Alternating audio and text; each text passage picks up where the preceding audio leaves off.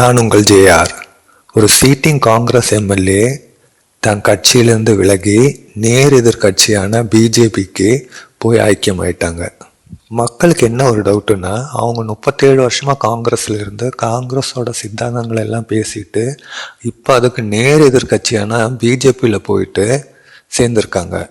இப்படி இருந்தாலும் பிஜேபிக்கு எதிர்கட்சியாக இருக்கிறது காங்கிரஸ். இப்போ காங்கிரஸை பற்றி எப்படி அவங்க பேசுவாங்க? 37 வருஷமாக காங்கிரஸ் சப்போர்ட் பண்ணிட்டு இப்போ சடான் பிஜேபியில் சேர்ந்துட்டு இப்போ காங்கிரஸே எதிர்ப்பாங்களா? எப்படி எதிர்த்து பேசுவாங்க? அதான் மக்களோட ஒரே டவுட்டு. நாய் வேஷம் போட்டால் குறைச்சி தானே ஆகணும். இதை பற்றி கேள்வி கேட்டாங்கன்னா, இதான் தம்பி அரசியல், அரசியல்னால் இப்படி தான்ப்பா இருக்கும். இதுதான் ஒரே பதில் அவங்க கையில் இருந்து. இந்த கட்சியோட தலைமை ஸ்ட்ராங்காக இல்லாமல் பொறுப்பு இல்லாமல் இருக்காங்களோ அந்த கட்சியோட சீட்டிங் எம்எல்ஏலாம் ஸ்ட்ராங்காக இருக்கிற கட்சிக்கு ஆளுங்கட்சிக்கும் தாவிட்டே இருப்பாங்க. இது இயல்பு. இது சர்வசாதாரண அரசியல்.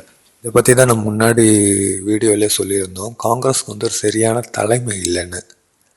இதே திமுகவில் இருந்தால் அதிமுகவில் இருந்தால் ஒரு சீட்டிங் எம்எல்ஏ தாவுவாங்களா? கண்டிப்பாக தாவ மாட்டாங்க. ஏன்னா அவங்க தலைமை அவ்வளோ ஸ்ட்ராங்காக இருக்குது. ஆளுங்கட்சியான பிஜேபி ரொம்ப ஸ்ட்ராங்காக இருக்குது. நல்ல ஸ்ட்ராங்கான அடிவாரம் போட்டிருக்காங்க.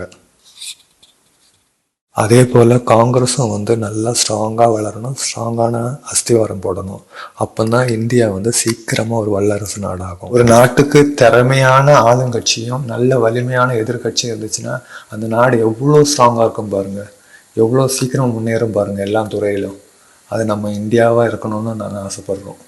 இதுக்கு பிஜேபியும் சரி காங்கிரஸும் சரி நல்ல எஃபர்ட் எடுக்கணும் இதுக்கு. அதுதான் மக்களாகிய எங்களோட ஆசை.